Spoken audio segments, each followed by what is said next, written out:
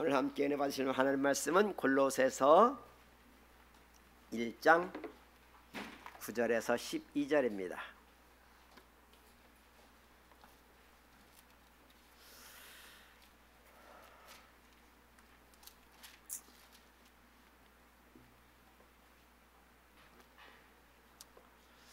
골로새서 1장 9절에서 12절.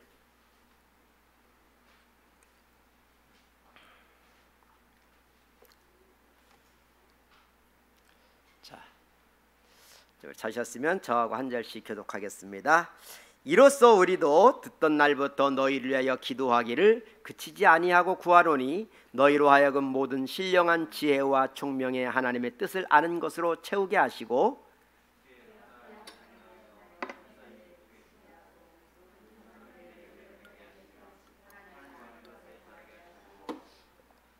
그의 영광의 힘을 따라 모든 능력으로 능하게 하시며 기쁨으로 모든 견딤과 오래 참음에 이르게 하시고 우리로 하여금 빛 가운데서 성도의 기업의 부분을 얻기에 합당하게 하신 하나님 아버지께 감사하게 하시기를 원하노라. 아멘. 자, 오늘 말씀에서 바울의 기도라는 제목을 가지고 함께 은혜를 나누고자 합니다. 우리 기독교 복음의 신학, 원리, 이것은 바울 신학에 기인합니다. 신약에 와서 구약까지는 이제 하나님의 역사가 유대교라는 이스라엘 백성들을 통해서 이스라엘 백성들의 유대교를 통해서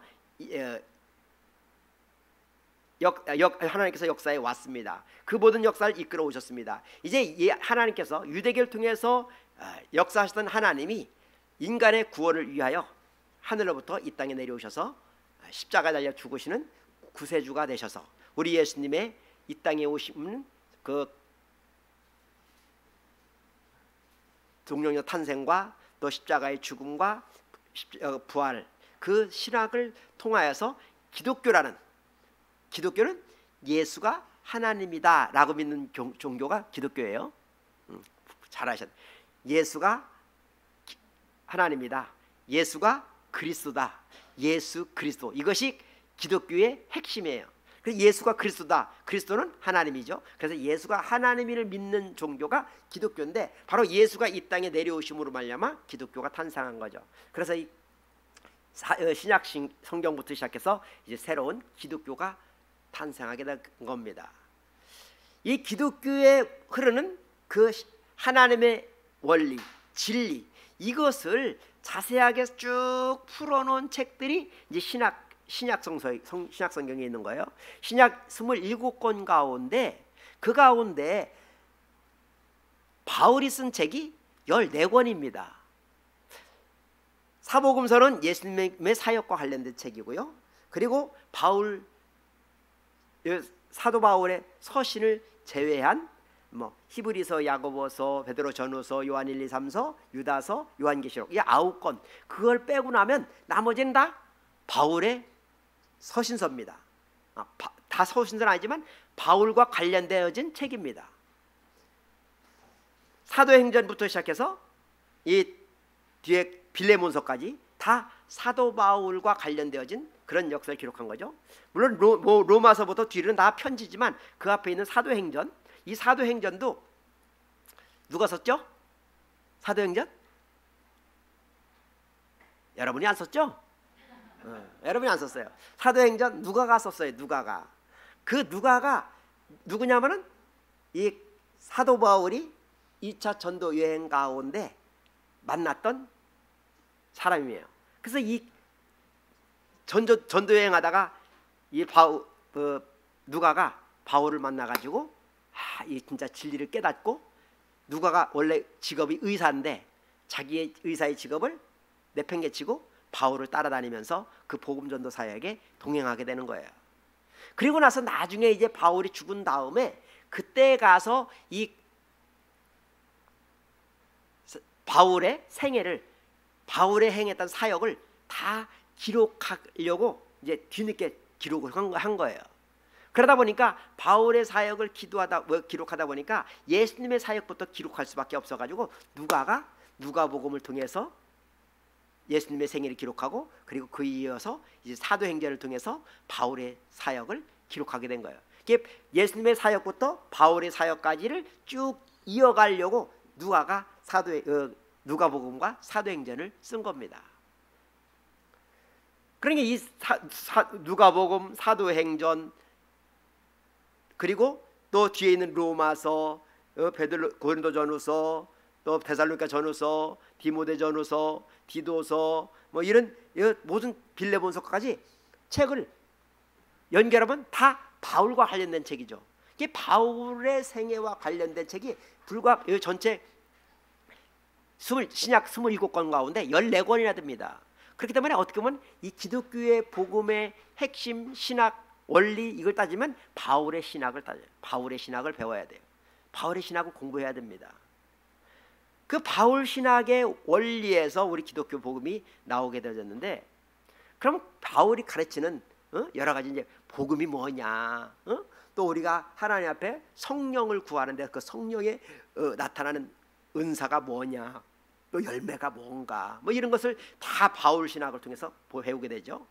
오늘은 이 바울을 통해서 바울이 쓴 골로새 교회를 향하여 쓴 편지 가운데서 바울이 기도하던 기도의 제목이 뭔가.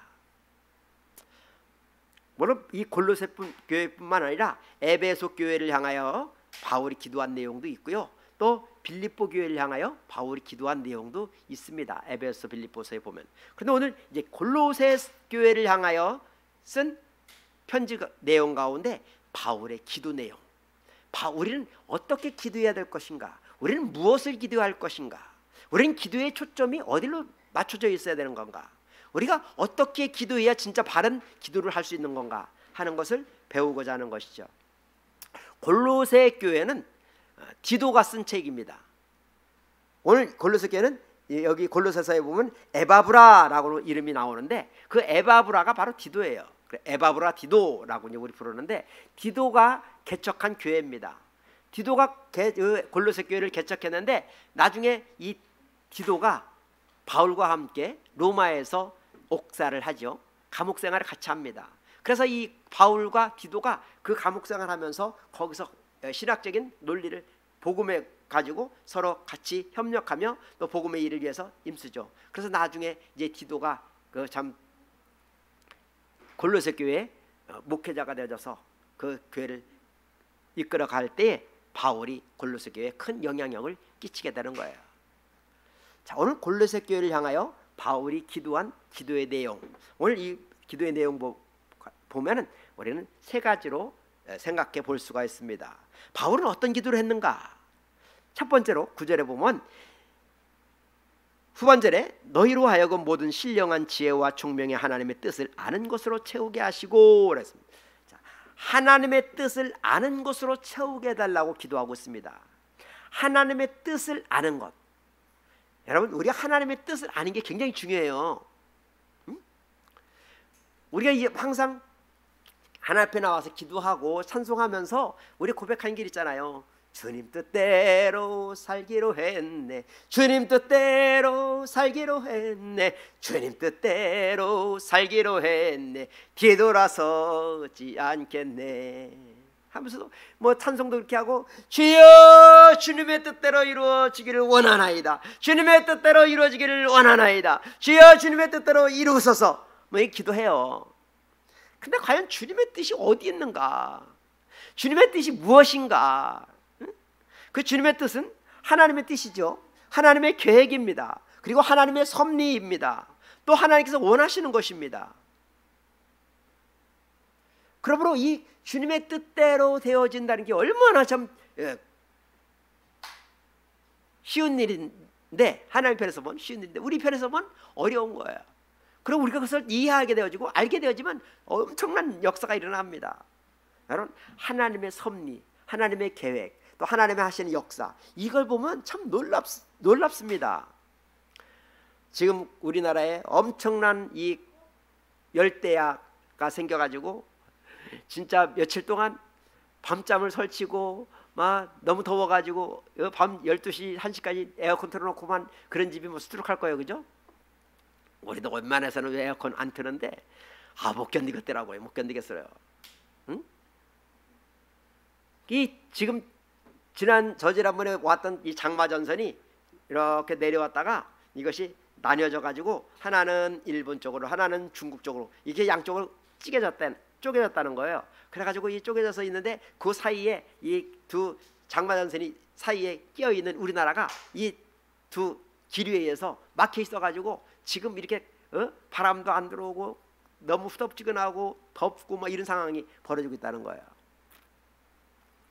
근데 오늘 소나기가 왔잖아요, 그죠? 물론 어제는 서울에는 어제 왔다 갔는데 우리는 안 오고 오늘 아까 7시에 소나기가 갑자기 우두두두두두두두 쏟아지기 시작하는데 얼마나 반갑기도 하고 깜짝 놀랐어요. 근데 그 소나기 뭐 엄청나게 온 것도 아니에요. 불과 한 10분 왔나요? 10분에서 한 15분 정도? 그거 떨어지고서는 다시 하늘이 맑게 이렇게 개더라고요. 그런데 그 비 왔다고 그 조금 한 10분 15분 소나기 쏟아졌다고 그러고 났더니 얼마나 시원했는지 날 기온이 한 4도 5도는 쫙 내려간 것 같아요. 이 달궈진 태양열로다 달궈진 이 지구를 이 대한민국 땅덩어리를 만약에 물을 퍼다가 소방차 또는 소방 헬기로 갖다가 쏟아부어 가지고 여기 지열을 시키려고 했다면 얼마나 걸릴까요? 얼마나 걸릴 것 같아요? 몇 달을 걸려서 해도 안 될 거예요. 그런데 이렇게 비구름 한번 쫙 내려가니까 비구름 한번 쓰고 가니까 그냥 잠깐 15분 만에 30분 만에 모든 기온이 쫙 내려가 가지고 아주 얼마나 시원한지 쾌적한지. 그죠? 하나님이 하시면 쉽다는 거예요. 뭐든지 하나님이 하시면 쉽습니다. 하나님이 역사하면 쉬운 거예요. 그 하나님이 역사하도록 하시는 거, 그 하나님이 역사하시면 쉬운데 그 하나님의 역사하시도록 하는 것은 우리가 하나님의 뜻대로 행한 하나님의 뜻대로 하나님의 계획대로 나아가야 우리가 쉬운 거예요. 우리의 인생에 있어서도 하나님의 뜻대로 나아가면 너무 쉽습니다. 할렐루야. 근데 때때로 우리가 이 하나님의 뜻대로가 아니라 내 마음에 원하는 대로 내 삶, 내 심령 속에서 원하는 소원대로 내가 육신적인 인간의 생각을 가지고 바라보는 관점에서 내가 원하는 것을 이루지 못할 때에 그것으로 인해서 가슴 아파하고 안달복달하고 그것 때문에 우리가 잠도 못 자고 가슴앓이 하는 거죠.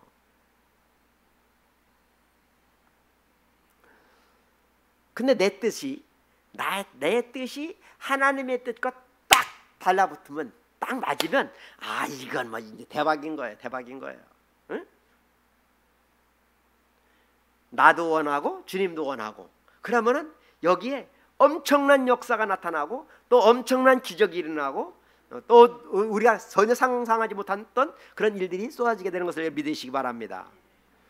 성경에 보면요, 그 하나님의 뜻과 계획이 다 섭리가 있잖아요. 우리 보니까 성경을 통해서 보니까 성경 속에 이런 것이 있구나 하는 것을 알게 되어지는데 그 당시에 그 하나님의 뜻과 계획 가운데 나아가는데 거기에 끼어 있던 사람들의 심정을 생각한다면 어땠을 것 같아요? 하나님께서는요, 이스라엘 백성들을 애굽에서 종살이하며 400년 동안 있던 그 이스라엘 백성들을 이끌어내 가지고 더 이상 종살이하는 걸 하나님의 백성들이 그 애굽에서 종살이하는 것을 볼 수가 없어 가지고 하나님은 그 종들을 데려다가 이제 가나안 땅에다가 데려다 놓고 거기서 하나님이 복 주시려고 작정한 거예요. 응?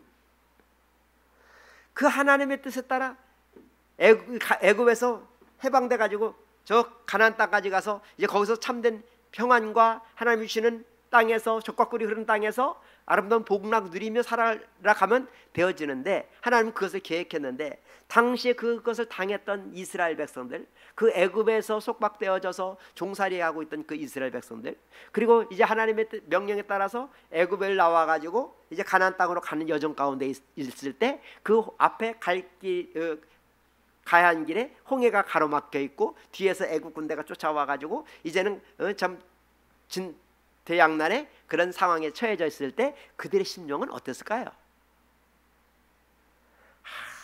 말도 할 수 없을 정도로 굉장하게 어려웠을 겁니다. 멀리 하나님의 뜻을 보면 문제가 없는데 항상 지금 우리 앞에 놓여진 이 상황을 보면서 하나님 왜 이렇지? 나 너무 힘든데, 나 어려운데 어떻게 해야 돼요? 가야 돼요? 말아야 돼요? 이게 참 어려운 거예요. 더군다나 가데스 바네아 광야에 이르렀을 때, 그 가데스 바네아 광야에 이르렀을 때 하나님이 가나안 땅을 정탐하고 오락하잖아요. 그래서 12명을 보냈더니 그 땅을 정탐하고 온 12명 가운데 10명은 그 땅은 들어갈 필요가 없다. 그 땅에 들어가봤자 소용이 없다. 그 땅에 살고 있는 사람들은 거민들이다. 도저히 못 들어간다. 그러므로 우리가 가지 말자. 하나님은 그걸로 가는 것이 뭔 뜻인데 가지 말자는 거예요. 눈앞에 보여지는 현실만 바라보고 눈에 보여지는 그런 상황만 바라보고 안 된다는 거예요. 싫다는 거죠. 그랬더니 하나님 뭐라고 그래요? 안 돼! 일로 와! 가서 끌고 가셨나요? 안 가셨어요? 그래? 안 갈 거야? 그래, 너 여기 있어. 그래가지고 안 간다 하니까 하나님이 그 가데스 바네아에서 38년을 만 40년 거기서 머무는 거예요. 40년 동안, 38년 동안. 그 38년 동안 거기서 애굽으로 돌아가지도 못하고 가나안 땅으로 올라가지도 못하고 거기서 광야에서 머물며 지내니까 세월이 흘러가면서 그 애굽에서 나왔던 장정들은 다 죽고 다시 가나안 광야에서 태어난 세대들이 다시금 장년이 되어 40세가 되어졌을 때 이때서야 다시금 그 가나안 땅으로 올라가지 않습니까? 다시금 그 땅을 올라가라 하는 하나님의 명령에 따라서 모세가 이끌고 또 여호수아가 이끌어서 그 가나안 땅까지 들어가지 않습니까? 결국 하나님의 뜻대로 가지 않으려고 하는 그들에게는 결국 그 광야에서 먹다 죽는 인생으로 끝날 수밖에 없었다라는 것이죠. 그러므로 우리가 하나님께서 원하시는 길이라면, 하나님의 뜻하신 길이라면 우리는 가야 되는데 눈앞에 놓여진 상황을 보면서 내 앞에 펼쳐진 이런 환경을 보면서 싫어요, 안 갈래요, 이건 죽어도 못해요 라고 한다면 결국 우리에게 어려움이 올 수밖에 없는 거예요. 가장 쉬운 예가 요나입니다. 요나가 하나님 앞에 기도하는 신실한 사람인데 하나님의 말씀을 대언하는 선지자인데 어느 날 하나님께서 요나에게 요나야 너는 저 니느웨에 가서 복음을 선포하라. 니느웨에 가서 그 땅의 멸망을 선포하라. 니느웨는요 북이스라엘을 멸망시킨 아수르의 수도입니다. 이게 껐듯하면 북이스라엘을 쳐들어와 가지고 고통스럽게 만드는 대원수 같은 나라예요. 근데 그 나라에 죄악에 관영하니까 하나님이 거기 가서 하나님의 멸망을 예언하라는 거예요. 그래서 그들로 하여금 회개해 가지고 구원을 받으라 하라는 거예요. 이스라엘 백성인 요나 입장에서는 하나님 저 아수르가 우리 얼마나 괴롭히는지 아세요? 저 아수르가 껐듯하면 우리 쳐들어와 가지고 우리 힘들게 하는데 아이고 하나님 저들 그냥 심판하세요. 그냥 멸망시키세요. 아수르 니느웨 그냥 폭삭 가라앉히세요. 이스라엘 입장에서 보면, 이스라엘 백성이라는 입장에서 보면 그게 맞는 거 아니에요, 그죠? 근데 하나님이 그 니느웨 백성들을 구원하겠다는 거예요. 니느웨 백성들을 심판하지 않고 그들을 깨우치게 하겠다는 거예요. 그러니까 요나가 싫습니다 하나님, 저 사람을 그냥 죽이라니까요. 하나님 나 못 가요, 못 가. 그래가지고 니느웨로 가라 하는데 니느웨로 가는 배를 타지 않냐고 다시스로 내려가는 배를 타지 않습니까? 왜? 요나 입장에서는 받아들일 수 없었던 거예요. 하나님의 뜻이라고 하지만. 근데 결국 하나님의 뜻대로 행치 아니하고 자기 뜻한 대로 다시스로 가는 배를 탔더니 어떻게 했어요? 그 요나가 탄 배가 풍랑을 만나고 그 풍랑에서 제비를 뽑았더니 요나가 걸리고 요나가 이제 바다에 던져져서 물고기 뱃속에 들어가고 그리고 물고기 뱃속에 들어가서 3일 동안 있는 동안에 그래도 하나님의 은혜로 그 물고기 뱃속에서 이게 소화되지 않고 그 안에서 기도하게 하시고, 그 물고기 뱃속에서 기도하는 요나를 하나님이 또 불쌍히 여기셔서 그 요나를 물고기로 하여금 다시금 무태다가 토해내게 하시고, 그래서 다시금 요나가 살아나서 이제 결국은 하나님 뜻대로 가잖아요. 진작에 하나님이 가락할 때 갔으면 그건 뭐 풍랑을 만나고 물고기 뱃속에 들어가는 그런 상황은 안 벌어졌을 텐데, 결국 자기 뜻대로, 자기 생각대로, 자기 계획대로 하려고 하다 보니까 그런 어려운 상황을 만나게 됐던 거죠. 그래서 우리가 이 하나님의 뜻대로 행한다는 것이 참 중요한 거죠. 하나님의 뜻에 내 뜻을 맞추는 게 굉장히 중요합니다. 근데 항상 우리는 그 내 뜻을 굽히기가 어려워요. 난 이거 원하는데, 나는 하나님 이렇게 되기를 원하는데, 내가 간절히 소망하는 바가 있는데 하나님이 뜻 이것이 아니라는 거예요. 그럴 때마다 우리는 어렵죠. 그래서 그 하나님의 뜻을 분별하는 게 중요해요.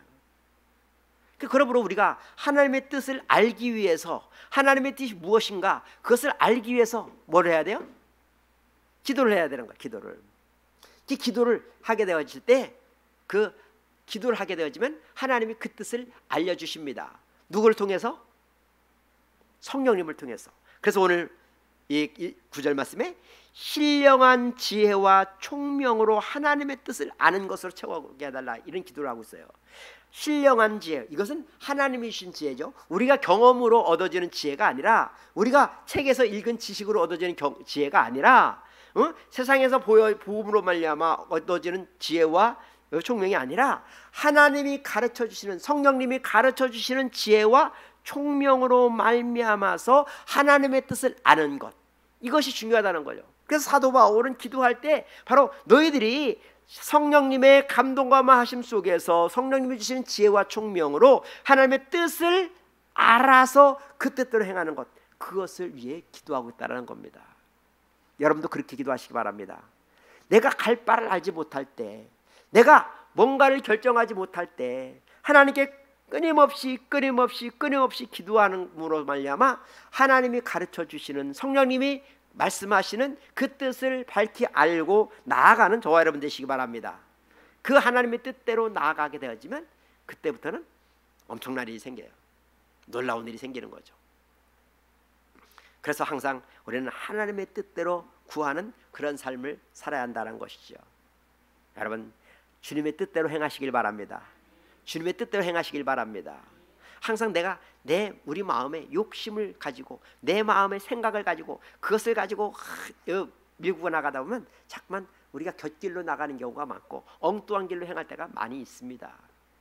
그 하나님의 뜻대로 행한 사람 중에서 가장 잘한 사람이 누구냐면 다윗이에요. 다윗이 참 훌륭한 사람이에요. 그죠? 안 훌륭한 거 보네.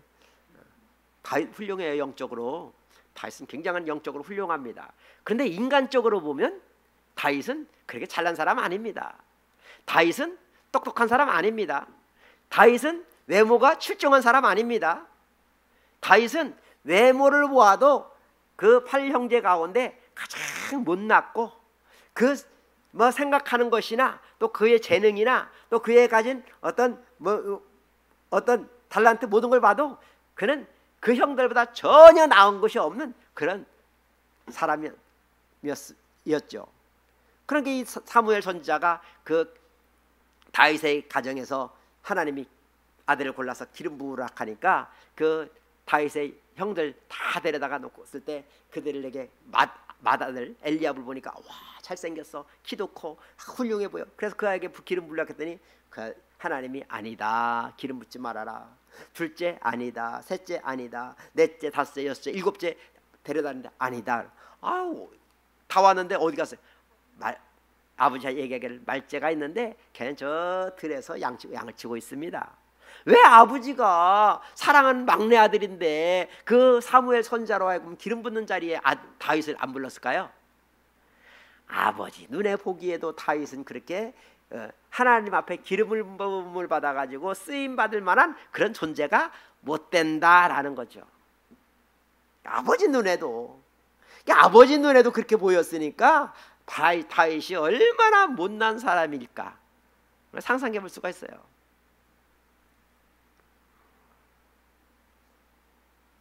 그런데 다윗은 항상 하나님께 기도를 하는 사람이에요. 즉 기도가 뭐냐면 하나님께 여쭤봐요. 모든 것에 대해서 항상 하나님께 여쭙고 하나님께서 원하는 바가 무엇인가, 하나님께서 기뻐하는 바가 무엇인가, 하나님께서 이것을 원하시는가, 항상 그것을 물어보면서 나아가는 사람이에요. 그래서 다윗은 기도하면서 나아갑니다. 그랬더니 하나님께서 다윗의 가는 길을 열어주시고 마침내 가장 8형제 가운데 가장 못난 그 다윗을 외모로 보나 성품으로 보나 달란트로 보나 전혀 왕이 될 가치 능력이 있지 아니하는 다윗을 마침내 왕위에 오르게 하시고 그리고 왕 중에서 가장 뛰어난 왕으로 지금까지 그로부터 3000년이 흐르고 있지만 3000년 이스라엘 역사 속에서도 다윗과 같은 자가 없는 거죠. 이스라엘 가면 항상 다윗이 최고입니다. 이스라엘 태극기에 뭐가 그려져 있죠? 이스라엘 태극기는 아니에요. 이스라엘의 국기에 뭐가 그려져 있죠? 이스라엘 국기에는요 뭐가 그려져 있냐면 다윗의 별이 그려져 있어요. 다윗의 별. 이스라엘 하면 다윗입니다. 그처럼 엄청난 인물이 될 수 있었던 것은 바로 하나님의 뜻대로 행한 사람이기 때문입니다. 그러므로 우리가 항상 하나님께 여쭈면서 하나님께 기도하면서 하나님의 뜻대로 살아가는 것이 우리는 굉장히 중요한 거죠. 근데 그것을 우리가 그냥 척 보면 알 수 있는 건 아니고 그 하나님의 뜻을 알기 위해서 우리는 무진장 기도해야 됩니다. 기도하는데도 불구하고 잘 분별이 되지 않는 경우도 있고 그것이 또 깨달아지지 않는 경우도 있고 때로는 또 내 생각이 내 하나님의 뜻을 뜻보다 앞섬으로 말미암아 잘못할 때도 있습니다. 그러므로 항상 우리가 무엇을 하는지 항상 하나님을 진지하게 대하고 또 하나님 앞에 열정적으로 기도하는 것이 매우 중요하다는 것이죠. 사도 바울은 그 하나님의 뜻을 아는 것으로 성령으로 인하여 주시는 지혜와 총명으로 하나님의 뜻을 아는 것에 채워가기를 간절히 기도한다고 골로새서 오늘 봉독한 1장 9절에 말씀하고 있습니다. 두 번째로 바울의 기도는 주께 합당하게 행하게 하옵소서라고 기도합니다. 주님께 합당하게 행하게 해달라고 기도합니다. 10절이죠. 10절에 주께 합당하게 행하여. 자, 주께 합당하다. 그것은 주님께 합당하다라는 얘기는 무슨 얘기입니까? 부부간에 아내에게 합당한 남편라고 한다면 그 남편은 아내를 어떻게 해줘야 되는 거예요? 아내를 기쁘게 해줘야 아내에게 합당한 남편이 되겠죠. 또 남편에게 합당한 아내가 되려면 남편의 뜻에 맞춰주고 남편의 기분을 맞춰주고 남편을 기쁘게 해주는 그런 사람이 또 그 남편에게 합당한 아내가 되겠죠. 우리가 하나님을 섬기면서 하나님과의 관계 속에서 주께 합당하게 행한다라고 한다면 우리의 삶이 하나님을 기쁘시게 하는 삶이어야 된다라는 거죠. 하나님을 만족시키는 삶을 살아야 한다는 거죠. 하나님의 뜻에 합한 자. 다윗이 그랬잖아요. 하나님이 다윗을 향하여 다윗을 만나니 내 마음에 합한 자다라고 사도행전 13장에 말씀하고 있는 것처럼 바로 하나님을 기쁘시게 하는 그런 자가 하나님께 합당한 사람입니다. 그럼 우리가 항상 삶을 살아가면서 주님의 뜻을 따른다고 한다면 하나님을 기쁘시게 하는 결과를 나타나야 되는 거죠. 내가 기뻐하려고 하는 것이 아니라 하나님을 기쁘시게 하는 것. 그래서 무엇을 하든지 항상 이것이 과연 하나님이 기뻐하시는 일일까? 이것이 과연 하나님이 기뻐하시는 사업일까? 하나님께서 기뻐하는 일일까? 행동일까? 그것을 늘 생각해야 되는 거예요. 그렇게 하나님의 뜻에 맞추고 하나님을 기쁘시게 하는 것에 초점을 맞추다 보면 역사가 일어나는 거예요. 시편 37편 4절 말씀에 여호와를 기뻐하라 저가 내 마음의 소원을 이루어 주시리로다 라고 말씀했어요. 그리고 왜 하나님을 기쁘시게 하는 삶, 하나님을 기쁘게 하며 주님의 뜻대로 살아가는 삶, 그것이 우리에게는 굉장히 아주 대박을 맞는 그리고 성공하는 비결이 되어지는 것입니다. 뿐만 아니라 에베소서 5장 10절 말씀에도 보면 그렇게 말씀합니다. 주를 기쁘시게 할 것이 무엇인가 시험하여 보라. 주를 기쁘시게 할 것이 무엇인가 시험하여 보라. 우리의 삶의 태도가 그래야 한다는 거예요. 우리의 인생의 태도가 그래야 한다는 거죠. 하나님을 기쁘시게 할 것이 무엇인가. 그것을 아는 것이 바로 주님께 합당한 삶이다라는 겁니다. 그 주님께 합당한 삶, 그 주께 합당한 삶을 살아가는 것, 그것은 오늘 10절 말씀 보니까 그렇게 말씀합니다. 주께 합당하게 행하여 범사에 기쁘시게 하고, 자, 범사에 하나님을 기쁘시게 하고, 또 이 뒤에 모든 선한 일에 열매를 맺게 하시며, 선한 일에 열매를 맺게 하는 것, 선한 일, 하나님이 바라보는 선한 일, 하나님의 보시는 선, 그건 뭘까요? 하나님의 관점에서 바라보는 선, 가장 중심이 되어지고 핵심이 되어지는 거죠.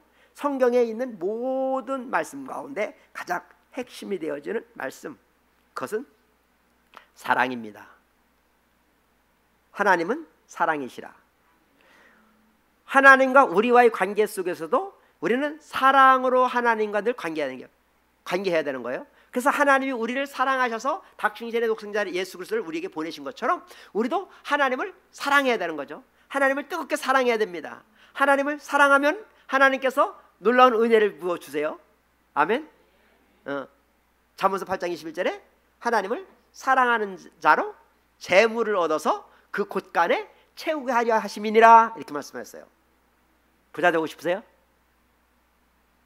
안 되고 싶은가 보네. 부자 되고 싶으세요? 여러분의 곳간에 재물이 채워지기를 원합니까? 하나님이 곳간에 재물을 채워주신대요. 물론 그것이 기록될 때가 솔로몬 때 기록됐으니까 그때는 곳간에다가 재물, 금, 은, 보화를 채워놨겠지만 지금은 뭐 이제 우리는 그런 금은 보화를 채울 곳간도 없잖아요. 뭐 이런 금고도 없잖아요. 금고 있어요? 나는 금고 없어요. 금고가 없으니까 우리는 뭐 기껏해야 여기 통장에다가 거기다가 채워주면 돼야. 뭘 채워요? 동그라미만 채우면 돼. 동그라미. 하나님 동그라미를 채워주세요. 동그라미 하나 둘 셋 넷 다섯 여섯 일곱 여덟 아홉 열. 10개 동그라미 10개만 채우면 얼마인지 아세요? 동그라미 10개 10억이에요. 10억. 별로 안 갖고 싶은가 보네. 난 동그라미 10개만 있었으면 좋겠어. 물론 여러분에도 뭐 10억 정도 갖고 있는 분이 계시겠지만 저는 10억을 가져본 적이 없으니까 한 10억만 좀 있었으면 좋겠어요. 앞으로 우리가 노후 생활을 잘 하려면 10억은 있어야 한다는데 뭐 그런 거 생각하면 큰일이에요. 10억 없는 우리는 10억은커녕 1억도 강장된 노력하면 내놓을 수 없는 그런 상황인데, 하나님이 우리에게 우리 통장에다가 동그라미만 채워주면 돼요. 할렐루야. 곳간에 재물을 채워주시는 하나님, 그 하나님을 우리가 경험하고 만나려면 하나님을 사랑하라는 거예요. 하나님을 사랑하라는 거예요. 사랑한 자로, 하나님을 사랑하는 자로 하여금 그런 곳간의 재물을 채우는 복을 주신다고 잠언서 8장 21절에 분명히 기록하고 있습니다. 그럼 여러분 하나님을 사랑하세요. 하나님 사랑하세요. 여러분 사랑하면요, 상대방, 우리가 서로 사랑하면 상대방이 좋아하는 거 해주려고 난리예요. 그죠? 사랑하는 사람을 위해서 뭐든지 다 해주고 싶은 것이 그 연애하는 자들의 마음 아니겠습니까? 그런 것처럼 우리도 하나님과 관계함에 있어서 하나님을 기쁘시게 할 만한 게 뭔가? 하나님과 관계함에 있어서 사랑이고, 또 사람과 관계함에 있어서 사랑이에요. 하나님은 우리에게 사랑으로 서로 관계해야 되는 것을 말씀했습니다. 그래서 너희는 서로 사랑하라. 내 이웃을 내 몸과 같이 사랑하라 라고 말씀하시고 있는 거예요. 그래서 우리가 사랑으로 관계해야 되는 것, 하나님을 사랑하고 이웃을 사랑하는데 모든 것을 사랑으로 관계하는 것, 이것이 선한 일이거든요. 이 선한 일을 하는 데 있어서 열매를 맺어나가는 거예요. 열매. 그 결국은 사랑으로서 열매가 나타나야 되는 거죠. 어떠한 일을 행했는데 이로 인해서 어떤 사람을 무지무지하게 미워하게 됐어. 누가 진짜 분쟁하게 되었어. 또 이것으로 인해서 엄청난 파탄이 나서, 이것은 하나님의 뜻이 아닌 거죠. 이건 하나님의 뜻이 아니에요. 결과는 결과가 이렇게 사랑으로 나타나야 돼요. 사랑으로. 이것이 하나님의 뜻인 거죠. 그러므로 지금 내가 행하고 있는 것이 이게 뭔가 이게 사랑이 아니고 뭔가 이게 분쟁이고 미움이고 또 이것이 어떤 점프라고 이것이 지금 참 안 되는 그런 것으로 나타나고 있다면 지금 내가 가고 있는 길이 잘못 가고 있는 것일 수도 있고, 내가 행하고 있는 일이 잘못 행하고 있는 일일 수도 있다라는 것을 우리는 깨달아야 됩니다. 바로 하나님을 기쁘시게 하며 사랑하는 것으로서 열매를 맺어가는 우리의 삶, 이것이 주께 합당한 삶이라는 것이죠. 그렇게 주께 합당한 삶을 살아가는 삶, 그런 삶을 살아가는 것이 진짜 하나님 앞에 복을 받는 길이고, 그것이 영원한 천국까지 나아가는 그런 복된 길이라는 것을 사도 바울은 우리에게 가르치고 있으며 그것을 기도하고 있는 겁니다. 저와 여러분도 주님께 합당한 삶을 살 수 있게 달라고 늘 기도하시기 바랍니다. 주님께 합당하게 행동하는 삶을 살 수 있도록 해달라고 늘 기도하시기 바랍니다. 그런 사도 바울의 간구 두 번째 제목이 기도 제목입니다. 세 번째로는 11절에 있는데요, 모든 그의 영광의 힘을 따라 모든 능력으로 능하게 하시며, 모든 능력으로 능하게 해달라는 기도를 하고 있습니다. 능력으로 능하게 해달라는, 모든 능력으로 능하게 해달라는 기도. 능력 있는 삶 좋잖아요. 싫어요? 대답을 안 해. 정말 우리 집부가 자꾸만 설교하다가 묻지 말래요. 대답도 안 하는 사람들한테 왜 자꾸만 묻느냐고, 분위기 썰렁해진다고. 근데요, 물을 때마다 대화 좀 하는 것도 그게 듣는 설교하는 자가 힘이 나는 거예요. 잘 몰라도 그냥 무조건 아멘 하고 보는 겁니다. 아멘. 여러분, 능력으로 능하게 되어지는 그런 역사 있게 되시길 바랍니다. 능력으로. 우리가 능력으로 충만하게 되어지고 능력으로 정말 채워져서 정말 하나님의 위대한 일을 이룰 수 있는 그런 하나님의 도구가 되어질 수 있다면 얼마나 감사하겠습니까? 응? 저도요, 정말 하나님께서 능력을 좀 이렇게 주셔서, 아니 중력을 나한테 주지 않아도 하나님의 능력이 나를 통해서 이렇게 흘러가도록 해 주셔서, 정말 내가 손을 얹어 기도하면 그냥 막 약한 자가 막 강건함을 받고 병든 자가 살아나고 막 죽어가는 자가 뻘떡뻘떡 일어나고 뭐 그랬으면 좋겠어요.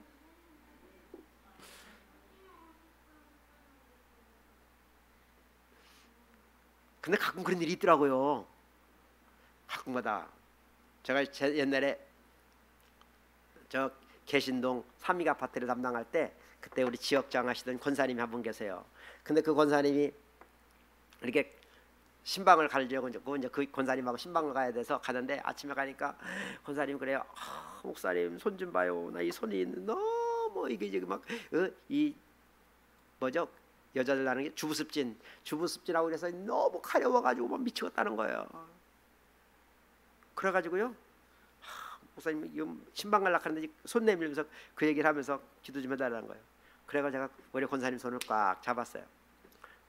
저보다 나이가 많은 권사님이세요.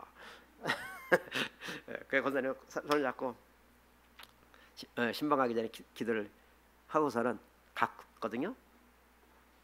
근데 그렇게 신방하고 그 다음에 수요 공과 왔는데 권사님 그래요. 목사님 내 손 봐요. 깨끗해졌어요. 깨끗해졌네. 어떻게 깨끗해졌어요? 그랬더니 목사님 기도하셨잖아요. 그러더니 나았다는 거야. 와, 그랬더니 뭐냐 신기해. 나는 뭐 그렇게 엄청나게 애절나게 막 힘차게 막 빡시게 한 것도 아닌데 그냥 간절히 그냥 기도했는데 나은 거야. 또 한 번은 저 맹동에 우리 집사님 한 분이 사셨거든요. 그 맹동에 집사님 한 분이 사셔가지고 거기 제가 이제 외곽 산성교구 신방할 때 그땐 전도사 때예요. 전도사 때 신방을 갔더니 이 집사님이 이 비염 때문에 나 너무 고통스럽다는 거예요. 이 환절기만 되면 비염이 와가지고 나 너무 힘드니까 비염 좀 위해서 기도 좀 해달라는 거예요. 그래가지고 제가 기도했어요. 그땐 저 비염 없었어요. 그래서 그때 그 집사님에서 기도를 간절히 이제 신방하고 기도를 해주고 왔어요. 그런데 그 다음 주에 이제 이렇게 여기 주일날 이제 음성 맹동에서 교회를 이제 청주로 오잖아요. 그래서 주일날 왔는데 오더니 전사님 나 비염 없어졌어요. 그러는 거예요.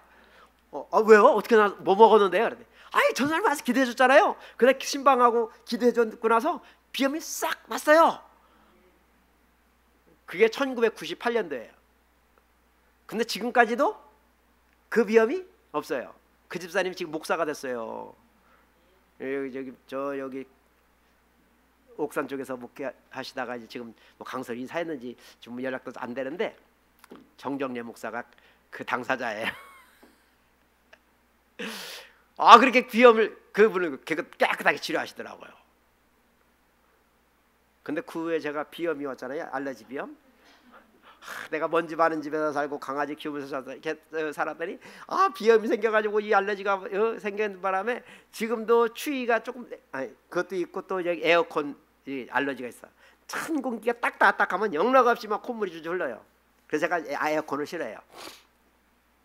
근데 나는 이거 놓고 기도를 하는데 안 나요. 왜 그때 전수사 때 그분한테 그 집사한테 전도 기도했을 때 나는 왜 나는 안 났는지 이게 알 수가 없어요. 정말. 그래서 하나님의 뜻이 맞아야 되는 거예요. 하나님의 뜻이. 한 번은 우리 서울에 매형이 계신데 저 화물차로 운전하세요. 근데 이게 철 같은 거 싣고 다니는 화물차로 운전하시는데 어떻게 그날 작업하다가 이 차에서 철근이 이렇게 떨어지면서 발등을 쳤다는 거예요. 그래가지고 이 발가락에다가 딱 이제 찍히니까 운전을 할 수 없잖아요. 그러고 와가지고는 어떡하냐고 내일 아침에 새벽부터 나가서 또 일해야 되는데 어렵게 생겼다는 거예요. 그러면서 우리 누나가 전화 가지고 어떡하냐고 기도 좀 해달라고. 그래가지고 전화로다가 기도했어요. 전화로다가 손원절락하고 거기다가 그래서 간절히 손원절락하고 전화로 기도해줬는데 세상에 그 다음날 새벽에 그게 붓기가 싹 가라앉고 그 통증이 사라져가지고 운행 나갔다는 거 아니겠어요? 그렇게 하나님이 역사하실 때 있더라고요. 근데 어떤 데는 해도 안 돼요. 어떤 데는 안 나타나요. 아까 우리 정 집사님이 문자가 와가지고 그 아들이 그랬다 하길래 참 난감하대요. 그렇다고 지금 코로나 사태라 신방도 못 가잖아요. 그래서 할 수 없이 자기 대신 정 집사님이 아들 머리에다가 손원절하게 하고 제가 이제 전화로다가 기도를 해줬어요. 그리고 오늘 우리 이제 합심기도 해준다고 했는데 글쎄요 이제 어쨌든 기도해야 돼요. 그 아들이 건강하던 아들이 글쎄 갑자기 지난 화요일부터 머리가 아프다하고 열이 나기 시작해가지고 혹시 감기인가 또 혹은 코로나인가 뭐 그래가지고 며칠 지났는데 이 머리가 너무 아파가지고 병원에 갔더니 뇌수막염이라는 거예요. 이게 굉장히 참 위험한 것이잖아요. 그래가지고 지금 병원에 입원해 있거든요. 어쨌든 이제 우리 기도할 건데 하나님께서도 이게 기도하면 하나님께서 능력을 더하시고 능력을 나타내시고 놀라운 역사를 행할 줄로 믿습니다. 모든 능력으로 능하게 되는 것 이게 진짜 중요한 것인데 오늘 보니까 오늘 11절 보니까 그의 영광의 힘을 따라 능력으로 능하게 하기를 구하고 있어요. 영광의 힘을 따라서 내 어떤 실력으로 갈고 닦아서 이룬 능력이 아니라 다른 종교가 뭐라고 그래요? 산속에 들어가고 수도를 막 하고 뭐 세력 단련을 하고 뭐 기후훈련을 하고 뭐 이래가지고 능력을 받아갖고 뭘 한다잖아요. 그렇게 행하는 것이 아니라 우리는 하나님의 영광의 힘을 따라서 그 영광의 힘이 어떤 힘입니까? 하나님이 천지를 창조하신 창조의 능력인 것이죠. 하나님이 온 천지를 만드실 때 말씀 한마디로 있으라 있으라 있으라 하니까 그대로 되니라 그대로 되니라 그대로 되니라. 할렐루야. 그게 능력이죠. 그 능력. 말씀 한마디로 모든 것을 이루시는 하나님, 그 하나님의 능력, 그 창조의 능력 뿐만 아니라 하늘에 계신 하나님이 이 땅에 인간으로 오시고 인간으로 태어나시고 또한 십자가에 죽으셔서 다시금 3일 만에 부활하시는 그런 능력, 성육신의 능력, 부활의 능력, 그것을 이루신 예수 그리스도, 그 예수님의 능력인 거죠. 그 예수님께서 십자가의 죽으심으로 말미암아 하나님이심을 분명하게 증거하지 않았습니까? 부활하심으로 말미암아 예수가 하나님이라는 사실을 증거하지 않았습니까? 그러므로 오늘날 우리에게도 그 예수님의 십자가와 부활로 말미암은 능력이 우리를 통해서 나타나게 되어지는데, 그것은 바로 예수 그리스도를 통해서 우리에게 주신 예수님의 이름의 권세와 예수 십자가의 보혈의 능력인 줄로 믿습니다. 예수님의 이름과 예수님 십자가의 보혈의 능력을 힘입어서 적용하면 거기서 능력이 나타나는 것을 믿으시기 바랍니다. 그로 인해서 하나님의 영광을 드러내는 것이죠. 그런 하나님께서 행하시는 능력, 그것을 통해서 우리는 정말 하나님께서 기뻐하는 삶, 그리고 하나님의 영광 가운데 살아가는 그런 삶을 살기를 사모하며 기도해야 될 줄로 믿습니다. 그런 놀라운 영광이 드러나기까지, 나타나기까지 그것이 그렇게 쉬운 것만은 아니에요. 뭐든지 다 그 하나님의 영광, 창조의 능력, 부활의 능력이 우리를 통해서 탁 나타나가지고 막 능력이 팍팍팍팍 나타나면 얼마나 좋겠어요. 할 때마다, 손을 얹을 때마다, 기도할 때마다 그런 역사가 일어나면 얼마나 좋겠어요. 근데 안 나타날 때도 있다니까요. 안 될 때도 있어요. 여러분, 엘리야는 어떻게 했어요? 엘리야는 성경에 보면 가장 능력의 선지자면 엘리야입니다. 근데 그 엘리야가 어느 날 낙심해가지고, 무서워해가지고, 두려워해가지고 죽기를 하나님 앞에 소원하면서 못 살겠습니다, 더 이상 못 살겠으니 나를 죽여주옵소서 하고 기도하는 그런 상황이잖아요. 그런 능력의 선지자가 왜 그 죽기를 각오하냐 말이죠. 엘리야도 그랬는데 우리는 거기에 비하면 아무것도 아니지 않습니까? 그래서 때때로 우리가 삶을 살아가면서 그런 어려운 상황에 처할 때 있습니다. 내가 감당하기 어려운 상황에 다다를 때가 있습니다. 정말 답답할 때도 있고, 막 때로는 막 짓눌려가지고 진짜 죽고 싶은 마음 들 때도 있습니다. 그럴 때 어떻게 해야 돼요? 어떻게 해야 돼요? 오늘 여기 11절에 그랬어요. 기쁨으로 모든 견딤과 오래 참음에 이르게 하시고. 오래 참고 견디라는 거예요. 오래 참고 견디라는 거예요. 쉬워요, 어려워요? 어려워요. 어렵습니다. 이 오래 참고 오래 견딘다는 게 이게 쉬운 일이 아니에요. 그렇지만 하나님께서 뜻하신 바가 있고 하나님이 계획하신 바가 있다는 사실을 깨닫고 하나님을 믿고 참고 견디라는 겁니다. 여러분, 아브라함이 복의 근원이 되지 않습니까? 아브라함 부러워요, 안 부러워요? 엄청 부럽죠. 왜? 천하 만민이 그로 말미암아 복을 받았다고 하는데, 아브라함 복의 근원되고 복이 있는 사람이잖아요. 믿음의 조상이잖아요. 얼마나 부럽습니까? 그런데 히브리서 6장 말씀에 보면 하나님께서 아브라함에게 뭐라고 말씀하셨느냐?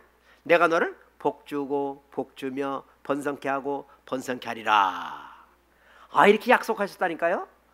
여러분에게도 복주고 복주며 번성케 하고 번성케 하리라. 얼마나 좋아요. 근데 그렇게 말씀하셨더니 그가 오래 참아 약속을 받았느니라. 오래 참아 약속을 받았느니라. 견뎠다는 거예요. 여러분, 하나님이 아브라함에게 아들 주겠다고 약속했잖아요. 그럼 언제 줘야 돼요? 10달 만에 주셔야지. 그래 안 그래요? 10달 있다가는 아들 나와야 될 거 아니에요. 근데 10달은커녕 10년이 지나도 안 나오잖아요. 20년이 지나도 안 나오잖아요. 25년을 기다릴게요. 25년. 아들 준다 했는데 25년 기다려서 아들 받아봐. 김종수님 25년 기다려서 연우 났어요? 아니잖아요. 얼마나 복받은 사람이요. 응? 근데 아브라함이 25년 기다려서 아들을 받았다니까요.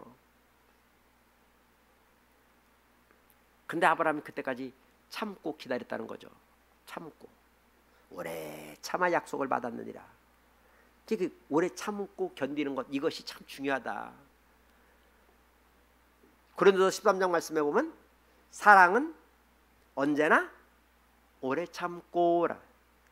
하나님이 항상 우리에게 보여주는 것, 첫 번째 덕이 오래 참는 거예요. 하나님은 사랑이시라.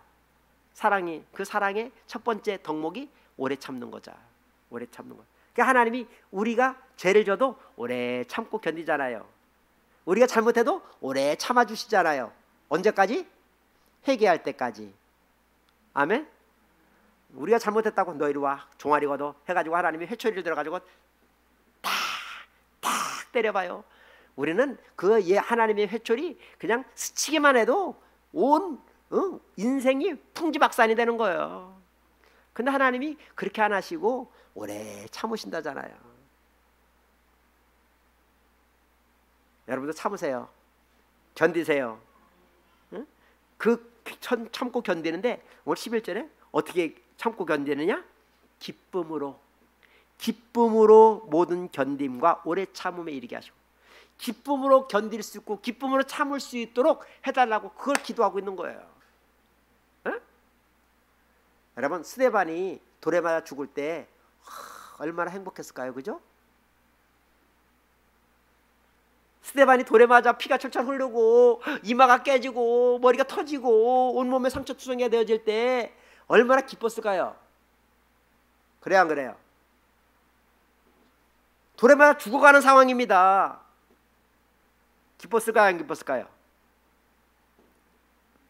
기뻤대요. 성경에 기록하기를 그 돌에 맞아 죽어가는 스데반의 얼굴에 하나님의 영광의 빛이 쾅 드러났다는 거 아니에요. 그 얼굴이 천사의 얼굴과 같았다.